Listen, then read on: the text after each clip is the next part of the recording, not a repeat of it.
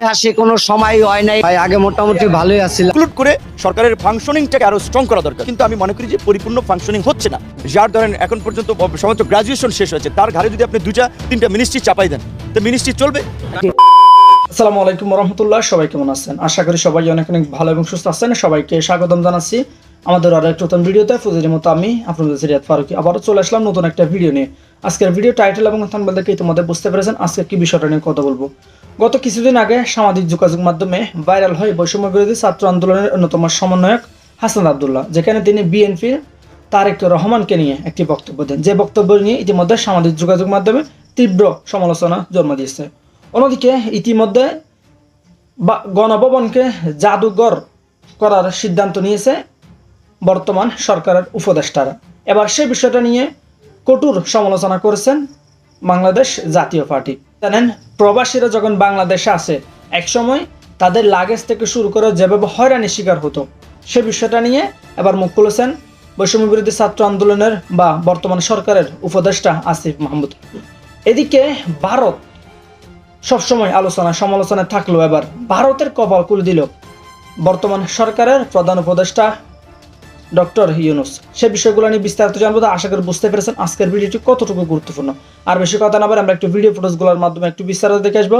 তার আগে আপনাদের ছোট একটি অনুরোধ জানিয়ে রাখতে চাই, এরকম চাঞ্চল্যকর তথ্য সবার আগে পেতে আমাদের চ্যানেলটি সাবস্ক্রাইব করে সাথে থাকবেন। অন্যদিকে সবচেয়ে যে গুরুত্বপূর্ণ বিষয়টা, আজকের ভিডিওর সবচেয়ে যে আকর্ষণীয় বিষয়টা, ইতিমধ্যে বৈষম্য বিরোধী ছাত্র আন্দোলনের যে উপদেষ্টাগুলো ইতিমধ্যে সরকার উপদেষ্টা হয়েছেন, সে বিষয়টা নিয়ে এবার তীব্র সমালোচনা করেছেন ডাকসুর বিপি অর্থাৎ বিপি নূর। ইতিমধ্যে তিনি বেশ কিছু মন্তব্য করেছেন, সেই মন্তব্যগুলো ইতিমধ্যে সামাজিক যোগাযোগ মাধ্যমে আলোড়ন সৃষ্টি করেছে।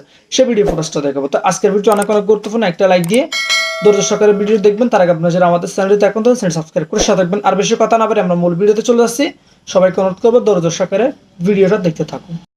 সে কোনো সময় হয় নাই ভাই, আগে মোটামুটি ভালোই আছিলাম ভাই। আগের সরকারই ভালো ছিল, আগে ভালো ছিলাম আমরাও। এখন আমরা সাধারণ মানুষেরা পরিবার চালাতে হিমশিম খাচ্ছি। নতুন সরকারের দ্বারা আমাদের কোনো উপকারই হচ্ছে না। এভাবে নিজেদের দুঃখের কথা বলছেন দেশের নিম্ন আয়ের মানুষগুলো। সাবেক প্রধানমন্ত্রী শেখ হাসিনার পদত্যাগের পর যখনই অন্তর্বর্তীকালীন সরকার দেশের দায়িত্ব নিয়েছেন, তারপর থেকেই দেশে শুরু হয়েছে নানান বিশৃঙ্খলা। এখন তো দেশের প্রত্যেক জেলাতেই আন্দোলন হচ্ছে, কেউ না কেউ কোনো না কোনো দাবি নিয়ে রাজপথে নামছে, রাস্তাঘাট অবরোধ করছে, যার ফলে সবচেয়ে বেশি ভোগান্তিতে পড়তে হচ্ছে দেশের দিন আনা দিন খাওয়া মানুষগুলোকে। এমনই অনেক মানুষকে দেখে তাদের দুঃখের কথা বলছেন। আমাদের কাছে হাত জোর করে অন্তর্বর্তীকালীন সরকার, আমাদের সরকারের কাছে রিকোয়েস্ট জানাচ্ছি, আমার আর কোনো ভাই বোনের অঙ্গহানি যেন না ঘটে। আর এজন্য সাধারণ জনগণ অন্তর্বর্তীকালীন সরকারকে দেশ চালানোর অযোগ্য বলে দাবি করছেন। এছাড়াও তারা বলছেন বর্তমান সরকারের আড়ালে এক মুখোশধারী ব্যক্তি রয়েছে। আমাদের সকল দাবিকে মেনে নিয়ে সরকারকে সাধারণ জনগণের পাশে দাঁড়াতে হবে। শুধু তাই নয়, অন্তর্বর্তীকালীন সরকারের সাথে সাথে উপদেষ্টা ও সমন্বয়করা দেশটাকে ধ্বংসের দিকে ঠেলে দিচ্ছে। পালাতে বাধ্য হয়েছে, সে আসবে না বলে সে আসতেও বাধ্য হবে। রেখেছেন তাদেরকে কিভাবে লাঞ্ছিত করা হতো, তাদের লাগেজ আটকে রেখে তাদেরকে কিভাবে কষ্ট দেওয়া হতো, এখন কি আর সেটা আছে? আপনারা দেখেছেন সরকারি অফিসগুলো, বিআরটিএ সহ আরো বিভিন্ন অফিস, যারা ছোট ছোট কাজের জন্য জনগণকে ঘোরাতো, কষ্ট দিত, ঘুরিয়ে তাদের থেকে ঘুষ আদায় করার চেষ্টা করত, এখন কি কেউ সেই ধৃষ্টতা দেখানোর সাহস দেখাচ্ছে? সেটি আর যেন ভবিষ্যতেও কেউ দেখানোর সাহস না দেখায়, তা নিশ্চিত করার জন্য আমরা কাঠামোগত সংস্কারের কথা বলছি। সেই কাঠামোগত সংস্কার কিভাবে হবে সেটি আমরা 21 জন যারা সরকারে বসে আছি তারা নির্ধারণ করব না, সেটি নির্ধারণ করবেন আপনারা। সেই কথাগুলো আপনারা কেমন ভাবে বাংলাদেশকে গড়তে চান তা শোনার জন্যই বৈষম্য বিরোধী ছাত্র আন্দোলন সহ আরো যত প্ল্যাটফর্ম আছে তারা সারা দেশে ছড়িয়ে ছিটিয়ে যাচ্ছেন, বিভিন্ন টিম করে যাচ্ছেন। আপনাদের সেই বক্তব্যগুলো যখন আমাদের কাছে এসে উপস্থিত হবে, আমরা তখন আসলে বুঝতে পারবো দেশ পুনর্গঠনের জন্য এবং রাষ্ট্র সংস্কারের জন্য জনগণের রূপরেখাটা আসলে কি। এবং আমরা এটি নিশ্চিত করতে চাই আগামী বাংলাদেশ তৈরি হবে জনগণের প্রণীত রূপরেখায়। আপনারা যে রূপরেখা দেবেন, আপনাদের প্রতিনিধি হিসেবে আমরা ক্যাবিনেটে বসে সেটি বাস্তবায়নের দায়িত্ব পালন করে যাব। শুধু ইনক্লুড করে সরকারের ফাংশনিংটাকে আরো স্ট্রং করা দরকার, কিন্তু আমি মনে করি যে পরিপূর্ণ ফাংশনিং হচ্ছে না। যার ধরেন এখন পর্যন্ত সমাজ গ্রাজুয়েশন শেষ হয়েছে, তার ঘাড়ে যদি আপনি 2-3টা মিনিস্ট্রি চাপাই দেন, তো মিনিস্ট্রি চলবে? আমাদের ধারণা আসলে অন্তত এটা ঠিক যে আপনার বছর 2 সময় প্রয়োজন। কারণ হচ্ছে আপনার এই সরকার 1 মাস হয়েছে, 1 মাসে এখন পর্যন্ত কিন্তু আইন শৃঙ্খলা পরিস্থিতিকে নিয়ন্ত্রণে আনতে পারে নাই, এবং সরকারের মধ্যে থেকেও অনেকে সরকারকে অস্থিতিশীল করার জন্য কাজ করছে। কারণ 15 বছরে এই বিগত ফ্যাসিস্ট সরকারের একটা সেট ছিল, সেটা সরকারের সর্বস্তরে। এখন বিশেষ করে তৃণমূল লেভেলে আইনশৃঙ্খলা পরিস্থিতি নিয়ে কাজ করে পুলিশের মধ্যে একটা আতঙ্ক রয়েছে যে যেভাবে পুলিশকে মেরে ধরে জুলাই ফেলাইলো বা বিভিন্ন ধরনের পরিস্থিতি তৈরি করলো, এখন কেন পুলিশের উপরে এই ছাত্র জনতায় আক্রোশটা দেখালো? পুলিশও তো মরণ ঘাতি অস্ত্র ব্যবহার করে পাখির মতো গুলি করে মানুষ মেরেছে, অনেক জায়গায় মামলা হচ্ছে, সেটাতে পুলিশকে আসামি করা হচ্ছে। তো কাজে এখন ধরেন আশুলিয়া সাভারে যে গার্মেন্টসের এই যে অস্থিরতা হচ্ছে, আন্দোলনের নামে নৈরাজ্য ভাঙচুর হচ্ছে, এইখানে যে পুলিশ আবার একটা অ্যাকশনে যাবে, পুলিশ কিন্তু এখন আতঙ্কে যাচ্ছে এখানে অ্যাকশনে গেলে আবার আমার বিরুদ্ধে মামলা হয় কিনা।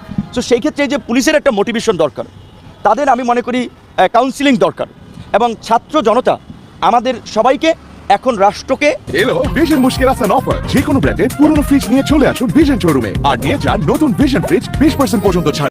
স্থিতিশীল করার জন্য রাষ্ট্রীয় প্রতিষ্ঠানের মাধ্যমে কাজ করতে হবে। এখন মব জাস্টিসের সুযোগ নাই। কতিপয় ছাত্ররা যে একটা ইউনিভার্সিটির ভাইস চ্যান্সেলরকে গালাগালি করে বললো আপনি পদত্যাগ করেন, আপনি ফাঁসিবাদের দোষর ছিলেন, কিংবা কতিপয় ছাত্র যে একটা ইনস্টিটিউশনের পরিচালককে গিয়ে বললো আপনাকে পদত্যাগ করতে হবে, এই পরিস্থিতি যদি চলতে থাকে তাহলে কিন্তু সামনে আরও বিপর্যয় নেমে আসবে। অনতি বিলম্বে এই মব জাস্টিস বন্ধ করা দরকার। এবং আমরা পরিষ্কারভাবেই বলছি যে আমরা এই যে আন্দোলনটা করেছি, ছাত্র জনতা এখানে স্পেসিফিক কোনো সংগঠন ছিল না, সব মত পথের মানুষ ছিল, সবাই মিলে আন্দোলন করেছি, সরকারের পতন ঘটিয়েছি। এখন আমাদের অনেকের যার যার রাজনৈতিক সংগঠন আছে, রাজনৈতিক মত আছে, সেখান থেকে আমরা রাজনীতি করছি। কাজে এই যে একটা সার্বজনীন প্ল্যাটফর্ম, সেইটাকে ব্যবহার করে এখন মব জাস্টিসের সুযোগ নাই, বিশৃঙ্খলা এবং নৈরাজ্যের সুযোগ নেই। এখন আমাদের ছাত্র তরুণ বন্ধুরাও যদি এটা করতে যায় তাহলে কিন্তু ওই যে আপনারা বলছেন ময়মনসিংহ সহ এই নরসিংদী অনেক জায়গায় যেমন প্রোগ্রাম করতে গিয়ে হট্টগোল তৈরি হয়েছে, এরকমের একটা বিশৃঙ্খলা তৈরি হবে। কারণ এই আন্দোলনে তো ছাত্রলীগ ছিল, শিবির ছিল, ইভেন এটা ঠিক যে আপনারা মনে করেন ছাত্রলীগেরও পজিটিভ মনা যারা তারাও ছিল, ছাত্র অধিকার পরিষদে ছিল, সব মতপথের ছাত্র ছিল। কাজে এখন বৈষম্য দূর করতে যাই আমরা যদি আবার একটা কোটারি পদ্ধতি চালু করি যে আমরাই আন্দোলন করেছি, আমরাই মানে মুক্তিযুদ্ধে যেটা আওয়ামী লীগ যেভাবে সবসময় একটা কোটারি সিস্টেম তৈরি করেছে, কাজে আমরাই এখন এই আপনার সচিবালয়কে সচিবভাবে আমরা নিয়ন্ত্রণ করবো, বিশ্ববিদ্যালয়ের ভাইস চ্যান্সেলরকে আমরা ঠিক করবো, এগুলো করতে গেলে কিন্তু মারাত্মক বিশৃঙ্খল পরিস্থিতি তৈরি এবং বিপর্যয় নেমে আসবে। কাজে সরকারের প্রতি আমার অনুরোধ থাকবে আপনারা তরুণদের সাথে ডায়লগ করবেন, বসবেন। কিন্তু এখন একটা সরকার আছে, এতদিন সরকার ছিল, এখন সরকারকে সমস্ত পরিস্থিতি কন্ট্রোল করতে হবে। ছাত্রদের দিয়ে যদি সব কিছু ডিল করতে যায় তাহলে আরও বিপর্যয় তৈরি হবে। না, এখন আমি তাদের মধ্যে ইমোশন দেখতে পাচ্ছি। ইমোশন আর উইজডম আসলে এক বিষয় না, রাষ্ট্র চালাতে হবে উইজডম দিয়ে, ইমোশন দিয়ে রাষ্ট্র চলবে না। সো অবশ্যই আমিও একজন তরুণ, আমরাও সব তরুণদেরকে মূল্যায়ন করা হোক, আগামী রাষ্ট্র ব্যবস্থায় তাদের প্রতিনিধিত্ব এনশিওর করা হোক। এখন ধরেন যেই লোকটার আগের কোনো মিনিস্ট্রি চালানোর অভিজ্ঞতা ছিল না, তারা যদি আপনি 4টে মিনিস্ট্রি দেন, কিংবা আপনার যার ধরেন এখন পর্যন্ত সমাজ গ্রাজুয়েশন শেষ হয়েছে তার ঘাড়ে যদি আপনি 2-3টা মিনিস্ট্রি চাপাই দেন, তো মিনিস্ট্রি চলবে? তাহলে এমনিতে ওই মিনিস্ট্রি ফেলিওর হবে। তো সেই ক্ষেত্রে আমি কিন্তু বলা চলে যেটা আমরা বলেছি, এই সরকার আমাদের সরকার, আবার সরকারের দুর্বলতাগুলো আমরা গণমাধ্যমের মাধ্যমে আমরা যে কোনোভাবে আমরা তুলেও ধরবো, ওপেন সমালোচনা করবো। আমরা বলেছি যে এই সরকারের স্ট্যাবিলিটির জন্য তাদের কাঠামোতে পরিবর্তন আনা দরকার, বিভিন্ন মেজর পলিটিক্যাল পার্টি সহ রাজনৈতিক দলের সাথে আলোচনা করে, এখানে 21 আছে, এখানে 31 করা যেতে পারে, আরও 10 জনকে ইনক্লুড করে সরকারের ফাংশনিংটাকে আরও স্ট্রং করা দরকার। এখন ওইভাবে কিন্তু আমি মনে করি যে পরিপূর্ণ ফাংশনিং হচ্ছে না, এবং যেভাবে দরকার এরকম একটা সিচুয়েশনে ল অ্যান্ড অর্ডার ঠিক করা থেকে শুরু করে ইকোনমি এবং অন্যান্য ক্ষেত্রে স্ট্যাবিলিটি, সেটা কিন্তু এখন পর্যন্ত আসছে না। বরং যেটা বললাম, আমাদের না পুরো ডিপ্লোম্যাটিক কমিউনিটি কিন্তু কনসার্ন এই নিরাপত্তা নিয়ে। সুতরাং এটা যদি সরকার না মনোযোগ দেয় তাহলে কি হবে সেটা বোঝা মুশকিল। তো প্রিয় দর্শক, ভিডিওটি দেখে আশা করে বুঝতে পেরেছেন আজকের ভিডিওটি কতটুকু গুরুত্বপূর্ণ ছিল। আজকের ভিডিওটি দেখে আপনার মতামত কমেন্টে দ্রুত জানিয়ে ফেলেন। যদি আমাদের এই চ্যানেলটিতে এখনো নতুন থাকে দ্রুত চ্যানেল সাবস্ক্রাইব করে সাথে থাকবেন। এরকম চাঞ্চল্যকর তথ্য সবার আগে পেতে অবশ্যই সাবস্ক্রাইব করে পাশে থাকা বেল বাটনটি অন করে রাখবেন, যাতে পরবর্তী ভিডিও আপলোড দেওয়ার সাথে সাথে সবার আগে আপনার কাছে নোটিফিকেশন পৌঁছে যায়। এতক্ষণ সাথে থাকার জন্য সবাইকে অসংখ্য ধন্যবাদ। দেখো কোনো ভিডিওতে, ভালো থাকবেন, সুস্থ থাকবেন, আল্লাহ হাফেজ।